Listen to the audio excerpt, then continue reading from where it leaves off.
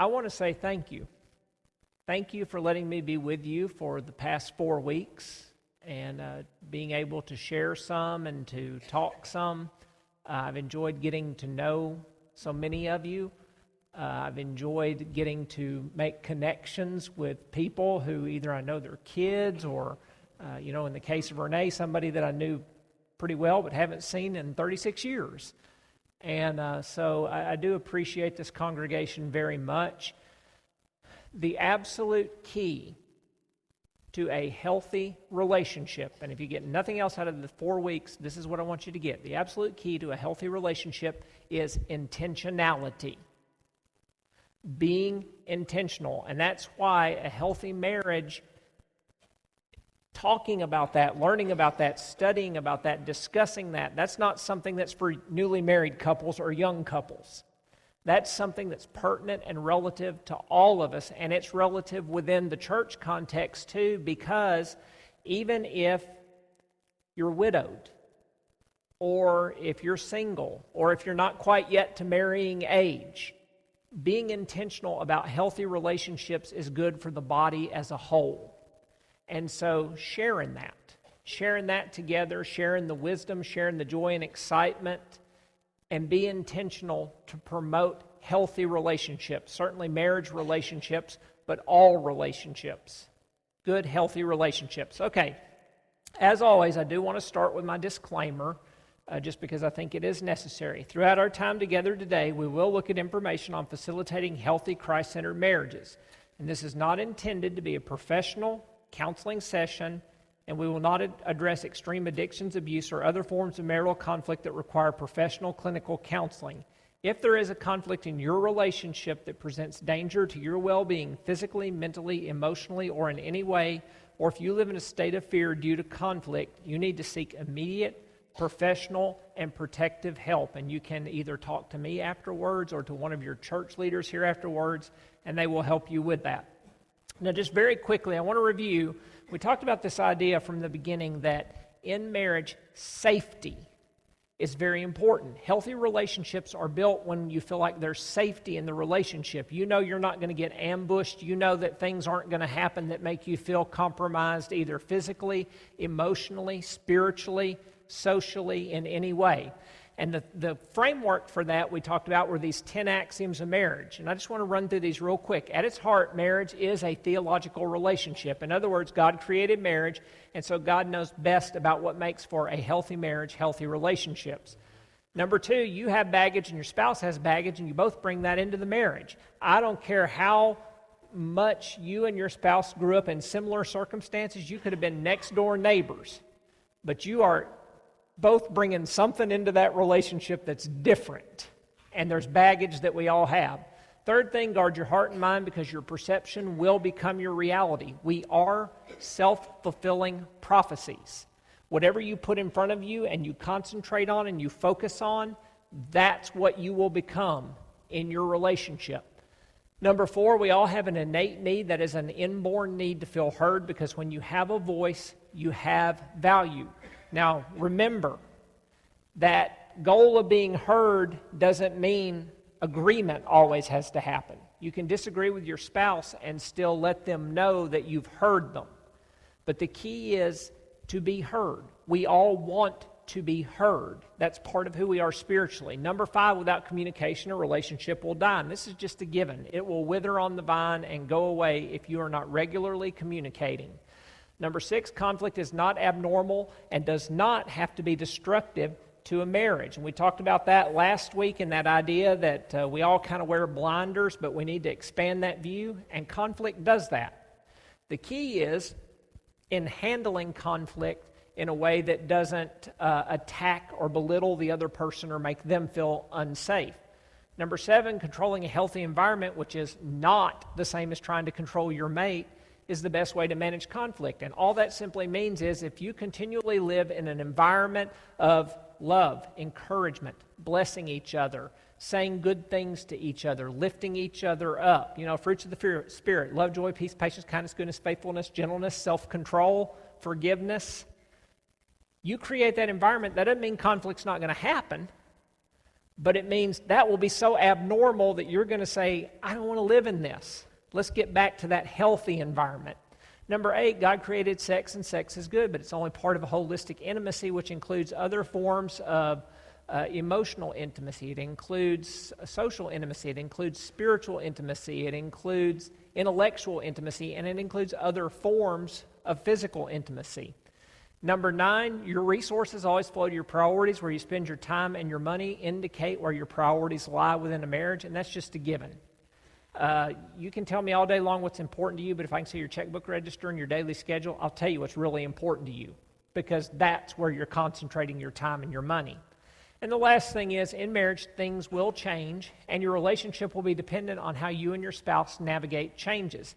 And it's a given. I don't care if you've been married for 6 weeks or 60 years, things consistently change. And the reason things change is we don't stay static, okay? We grow, we mature, we have different life experiences, both good and bad, and those changes happen in a relationship. So, with all that being said, tonight what I want us to focus on just a little bit are the second and 10th axioms. The second one being that you have baggage and your spouse has baggage, and you're both bringing that into the marriage, and then the thing about things will change. I want to talk just really quickly about family systems. I want to give you just a basic understanding of family systems. And this is common sense kind of stuff, but it's worth going through. You are, as an individual, you are a system. And all that means is that you only have so much time and energy and resources that you can pour into something until you're spent, until you have to in some way recharge or replenish yourself, right? So, most of us kind of live in that individual system when we're young and as we're growing up, and some later into adulthood, not everybody, but it just depends on the person. But at some point, we come along and we meet that dashing, handsome young man or that cute little thing, and we say, hey, I think that maybe this is the person I want to be with. And so in marriage, you're introducing another system into your system. And that other person, just like you, they have those same limitations. And when you bring those two systems together, what you're doing is, for newlyweds, that's kind of that time of adjustment. That's when you're figuring out how your individual systems work together. You see, I've got a specific way of processing life. My wife has a specific way of processing life. And when we came together, we had to start figuring this out. Where do those different ways that we process life, where do they gel and where do they collide? And so for a lot of young couples, that leads to the ups and downs in marriage, where we're trying to accommodate and figure out how to make our systems work together. Now, as you move along, if you have children and you introduce the children into the dynamic, then 4 kids there. Isn't that great? I don't have 4 kids. I only got 3, and those are not their names. Even though I did want to use 2 of those names, and my wife shot down the 2 I wanted. It's beside the point. Anyway, this becomes an even larger system that we call family. Okay? And just like with the individual system and the couple system, there's still those requirements of time and energy and resources that we pour into ourselves, that we pour into our marriage, that we pour into our families. Does all that make sense? Does that sound like your life too? Okay. So, what happens is in life, we kind of have this ever-expanding circle of different systems that all try to come in and take a little piece of our time or energy or emotions or whatever else. And it can be from family of origin, which would be parents, grandparents, maybe siblings and their families. It may be extended family, like, Cousin George 3 times removed or whatever else, or the family reunion where you see those people that you only see like once a year, right? You guys have those people? My wife and I, we actually developed a system in this for extended family, that we would go to these things and we would act like we knew the people in our own family, even though we didn't have a clue who they were. But then we would introduce, oh, have you ever met my wife Lisa? then they have to say their name. It's great. Anyway, friends become a part of this system. Maybe other relationships, which would be work relationships or things like that. But we get this ever-extending concentric circles of relationships. And the reason that this is important is because, like I said, there's always somebody who wants a piece of you. Okay? And there's always somebody who can fill your time for you if you don't have ways to fill it yourself.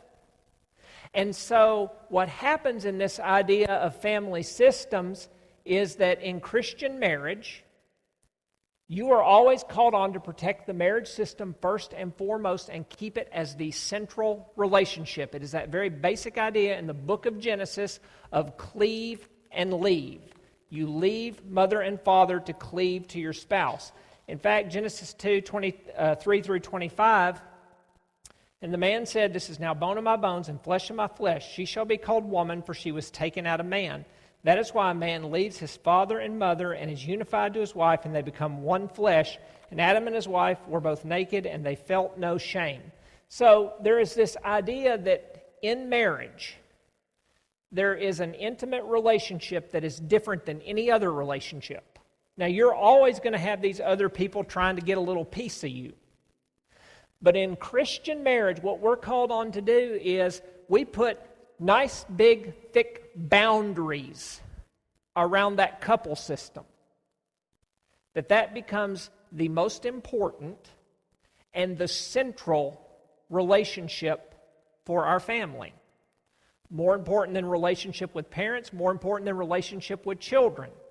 And I know that's very, very hard for some people to hear. Okay? That doesn't mean that you don't love your parents. It doesn't mean you don't love your kids. You love them different. But the reality is parents pass away. Children grow up and move away. Friends come and go. Work relationships change.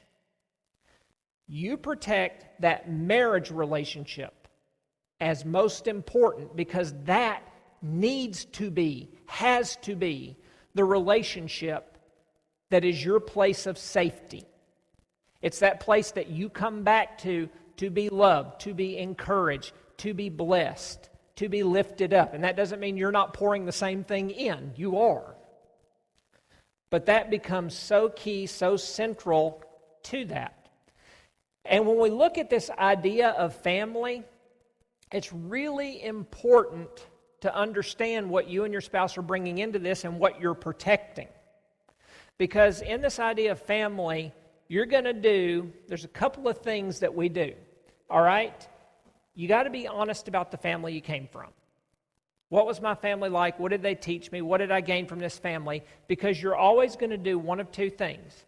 You are either going to repeat what you grew up with, or you're going to rebel against what you grew up with. And understand that neither one of those are necessarily good or bad, it depends on the behavior that you're either accepting or rejecting, right? And so, you and your spouse, you got to put that boundary around you, but you've got to be honest about the family that you came from and how are you engaging all these different things, like particularly how are you engaging communication? How are you engaging resolving conflict? And the funny thing that happens in this dynamic is there are two things that happen, and the paradox is that sometimes they happen simultaneously. The first thing that happens is that we believe that our family experience is normative, and what that means is whatever version of family I grew up with, I believe that's the way families are, because that's the only experience of family I've ever had. So if I grow up in a family where everybody is loud, I expect family is supposed to be loud, right? Or if I grew up in a family where conflict is handled by we just ignore it, and we go into the next day and we just pretend like nothing ever happened, then that's how I expect conflict to be handled in my marriage and in my family, right? So we believe it's normative. Now, the interesting thing is that cognitively I know different. If things are happening the way that my family did it and I'm doing those behaviors, I can, in my brain, know that, okay, this is really probably not the best way. But it's learned behavior. It becomes default behavior. We wind up doing these same things over and over again because emotionally and behaviorally, we're not making the connection like we might be cognitively. Now, the second thing that happens is we believe that no one else has ever experienced what we've experienced. And this is the paradox. I get this. I know this is the paradox. But I've known so many people that they've grown up in a family that yelled. And so they believe that's normal. That's what you're supposed to do. Yet in the very same conversation, they will tell you, you don't know what it was like growing up with a mother like her who just yelled all the time. And so there's a lot of crazy things that happen. And so when you come together in this idea of family, and particularly in this idea of marriage, we got to kind of wade through a lot of that stuff. And sometimes we wade through that stuff in good ways, and sometimes we wade through that stuff in not so good ways. But the more you can talk about those things and be honest about those things and what you inherited from your family, good or bad, and by the way, even if you say I inherited something from my family that was not good, that doesn't mean you're condemning your family. It just means you're being honest. But you and your spouse working those things through becomes very, very important. Now, a couple of considerations just really quick. Honestly consider how your family of origin has affected your marriage. Again, whether you've been married 6 weeks or 60 years, are there behaviors, are there things that you recognize are defaults built in you that may not be the healthiest things? And do you need to step back from those and rethink those, or at least talk about them with your spouse? Think about your role in your own family's relationships. What informed your actions, your reactions, your defenses, your communication, your conflict resolution? Be honest about those things and talk with your spouse about them, again, being intentional to help you get to a better place. And the healthier you and your spouse are together, that thick boundary drawn around you, the easier it is for you to deal with all these other fringe people who are grabbing and trying to get a little piece of you. Does that make sense? Okay. Now, I'm going to switch gears here for just a second. Now, this does tie into this idea of family, but I want to take our last few minutes here and talk about kids.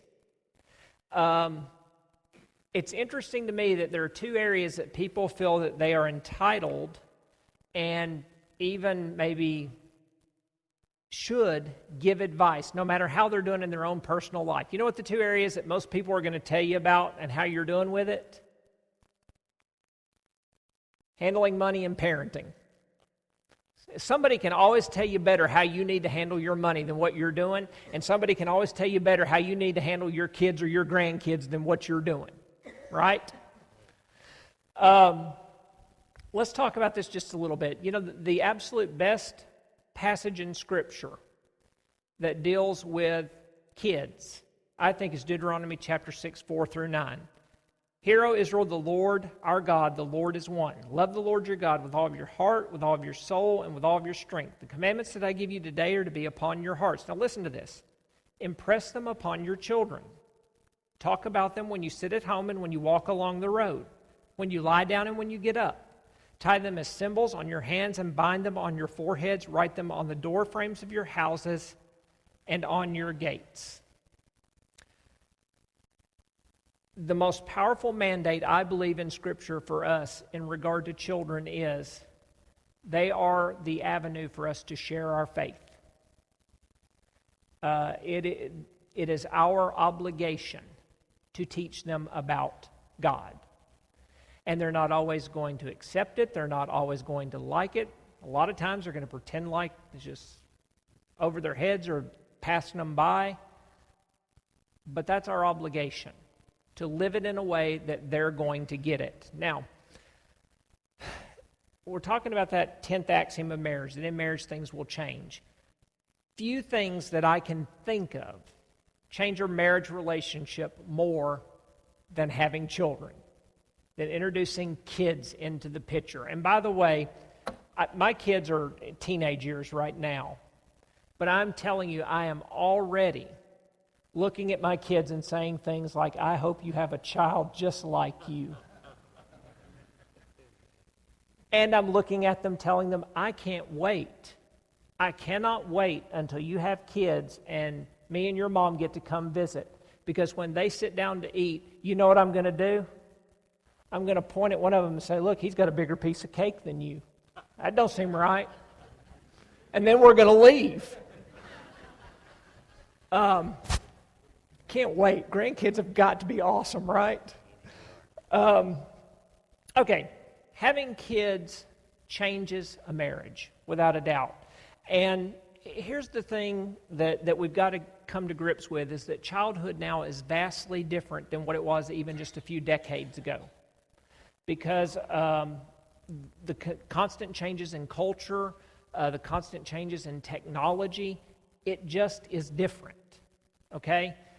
When I grew up in the 80s, we went out in the woods and just disappeared for the day. Now kids are sitting on devices all day long. It's different. They're digital natives, we're not, okay? So we've got to understand that going into looking at, thinking about, talking about this idea of parenting. And I want you to understand what I'm about to do. I'm going to give you the view from 30,000 feet, okay? The reason I'm saying this is because when you're talking about parenting, every age group is different in how you parent. The way you parent a toddler is certainly not the same way you parent an elementary school child, or that you parent a middle school child, or that you parent somebody who's transitioning into college. So I'm going to be giving you the view from 30,000 feet. And in doing this, I just want to give you some big high points on this. Three things that I think are essential to remember, and everything else I'm going to hit on will kind of flow out of this. The first thing is, children are born selfish and self-centered. Now, there are so many people who see that, and they're like, oh no, my child is not like that. I'm going to tell you that children are born that way. And it's part of our fallen nature that we want to be at the center of everything. If you don't think children are self-centered, have you and your spouse ever, been hugging each other? What does a 5-year-old do? Man, they plow right in the middle of that. They want to be at the center, right? And here's the reality. I'm not picking on you kids, because here's the reality. Most of us never really outgrow it. We find some ways to contain it maybe, but the reality is we're selfish people a lot of times.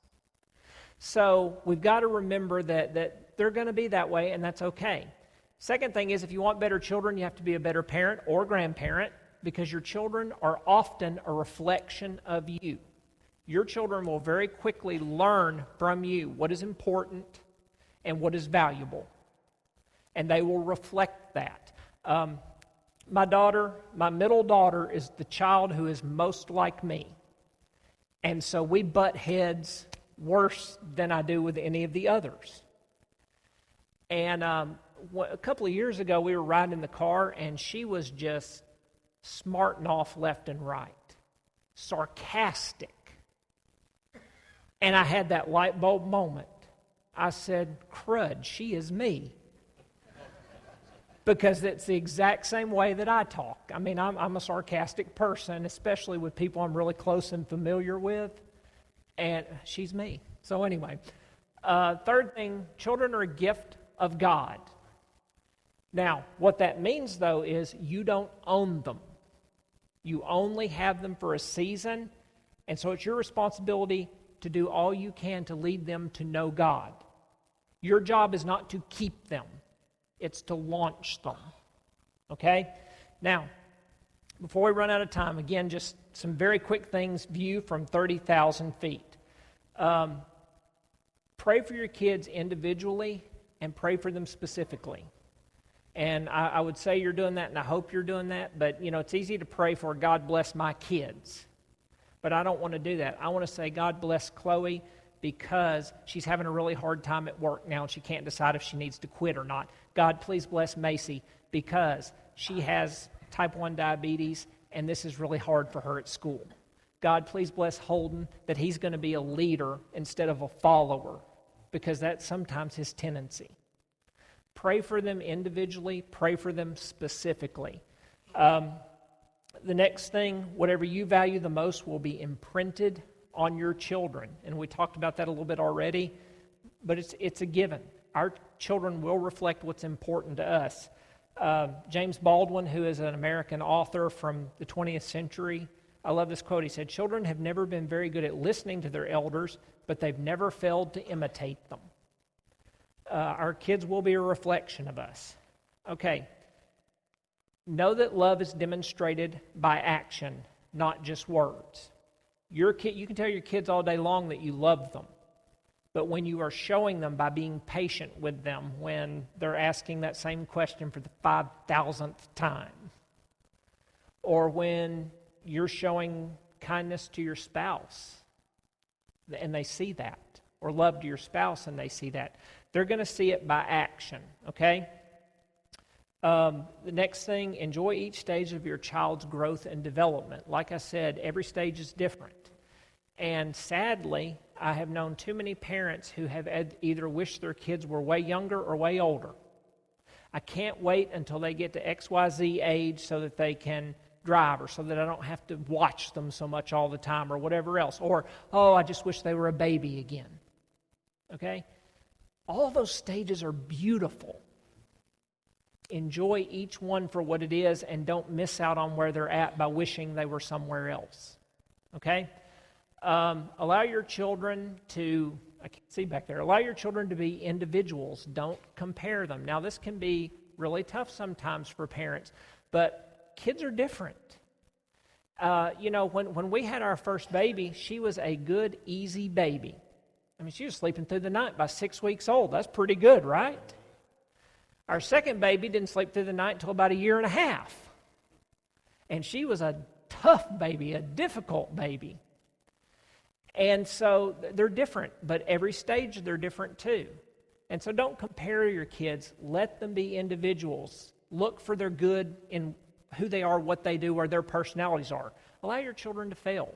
This is one of the biggest problems for parents right now, is continually rescuing their children. My brother is a college professor at Lipscomb. And he told me, he's been there for 15 years or more, and he told me, you would not believe how many parents call him through the school year to rescue their children because their child failed a test. Well, did you not help him study? He actually had, it wasn't my brother, but he had a colleague who, a college student failed a class because he didn't show up for an 8 o'clock class. And the parent asked the teacher, well, did you give him a wake-up call? And they were serious. Sometimes we got to let our kids fail so they learn from that and so that they can move forward. Know who their friends are. Now, we can't always control who our children pick as friends, but we sure do need to know who they are and just basically know who, what, when, and where. On the whole, I was a pretty good kid, and my dad had basically one rule. He said, I want to know where you go, who you're with, and when you're going to be home. And he said, as long as you do those and you don't lie to me, we're good. Again, kids are different. You can't give that rule to every kid. But know what's going on in their world is what it gets down to. Verbally define your relationship at each stage as your children grow, and remind them of what the relationship's supposed to look like. Because there comes an age where your kids need to be given more responsibility. At each of those milestones, whether it's when they're starting school, or whether it's when they're moving into junior high, or when it's they're driving for the first time, or whatever else, any of those major beats in your child's life or your grandchild's life, sit down and talk to them about, here's what the expectations are now, and this is different than what it was before. And remind them, gently remind them because it'll take them a while to get used to new expectations too. And talk about the expectations they should have of you at those stages as well. And be realistic about what you expect out of them, okay? Sometimes we can have unrealistic expectations, high or low, of what our kids can do. Be realistic about what you expect out of them. Give appropriate freedom and boundaries for each stage. Kids need to be given more responsibility as they get older, because again, your goal is to launch them. Your goal is not to be fixing their lunch and giving them wake-up calls when they're 30 years old, right? So moving toward that, discipline them. Now, I know that this can be a hot topic because everybody has different ideas about discipline and what discipline is and what it should look like, and realize that different children respond differently to different types of discipline. My oldest daughter, God bless her, she's a self-punisher. And so all my wife and I have to do is look at her with a look of disappointment. And she will cry and be in her room for 2 hours, okay? She's a self-punisher. My middle child, she'll be defiant to the end. My youngest one, he just likes to argue. And he doesn't care if he's right or wrong. He just wants to argue.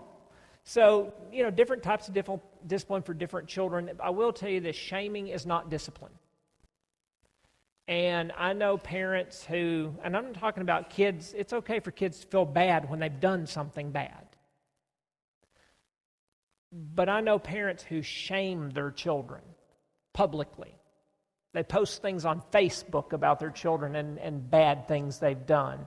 I knew one mom who made her child stand out in the yard holding a sign that said, "I did something bad and I have to stand here until 10 people honk." That's shaming. That is not discipline. That is just shaming the child.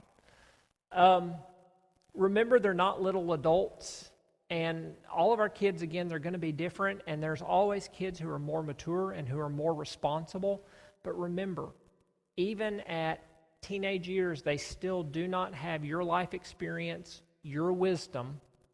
And so, yes, they can handle more, but be aware of that, okay? Sometimes it's easy to give them too much, and it can be overwhelming for them. Play with your kids. Whatever age you're at, play with your kids and grandkids, because that's where strong bonds are made. Use daily things to teach them about God. When you drive past, or you're driving down the road and you see a rainbow, ask that kid strapped into the car seat in the back to say, "Hey, what does that mean?" And listen while they tell you the story all about Noah and that floating zoo. When they get older, use some of the trials they're facing at school to teach them about God. Okay, this kid's getting picked on. What does that mean? What do you think's going on in this kid's life that they're being a bully? Use those things to teach them about God. Be humble enough to apologize to your children if you need to, and I promise you we're all going to need to. If you haven't had to already, you will. Ask for help when you need to. You don't have to be a super parent and know everything, okay? The biggest blessing of church is you've got a community of people here who support you and who want to see you succeed, okay? And again, you older ones, parents, grandparents, older parents, grandparents, this is where you really can feed in and help, okay? Like marriage, you're going to get all kinds of advice on what to do and how to do it, but have a solid foundation to draw from when life happens. And you can't perfectly know every situation that's going to happen, but if you've got a solid foundation in Scripture, you've got a solid foundation in community, you're going to have resources to draw from. Don't ever say, "My child would never blank," or you will live to regret it. Okay? I'll just tell you that one. Free advice right there up front. And consider how you're going to react when your children do fail. Okay? What are you communicating in your reaction? Are you communicating that they're bad or that they made a bad choice? Those are two very different things. And give your children the benefit of the doubt, but be realistic and listen to what you hear other people saying about your children. Okay? We had a kid, church I was at years ago, there was a kid there who, there's no other way to say it, he was a bully. And he wasn't just a bully. He was a vicious, mean bully. His parents were the greatest experts in the world at making excuses for this child. Well, y'all just don't understand him. Well, maybe this other kid provoked him. Well, of course he hit him. I mean, he looked at him funny. I mean, seriously, that's the level they were going to, and this kid was terrible. He got kicked out of camp, he got kicked out of retreats, he got kicked out of class because the parents would not be honest about what was going on. I mean, you hear a thing or two, yeah, you want to give your child the benefit of the doubt, but if you're hearing this over and over and over again, there's something to pay attention to. Okay, let's wrap this up really quick. Your job is not to keep them, it's to prepare them to leave, to prepare them to be active in the kingdom of God. And the move to independence, it's going to be difficult for the child. Help them save and that don't create, let me back up. Move them to God-honoring independence rather than creating a dependence that can cripple them for life. In our College Hills marriage, there's a line that says, we believe that those who marry are to leave their parents' primary care and to cleave to their spouses, and godly parents will facilitate rather than frustrate this God-ordained process. You and your spouse need to be talking about how to launch your kids, because it's amazing how many Christian kids, Christian marriages to a Christian spouse have been completely and totally destroyed because of Christian parents who did not know their place or how to do that. So, remember, each stage of childhood is a season. If you're having a tough time with your toddlers now, that's going to change. If you're having a tough time with your teen now, that's going to change. Each stage is a season, but in each season, talk with your spouse about how you need to proactively protect, enhance, and protect again, and bless the marriage relationship. Again, you want to put those thick boundaries around you and your spouse. That's your safe place that you're coming back to. Thank you so much for our time together over these last 2 weeks. Do we have an invitation? No, Brian.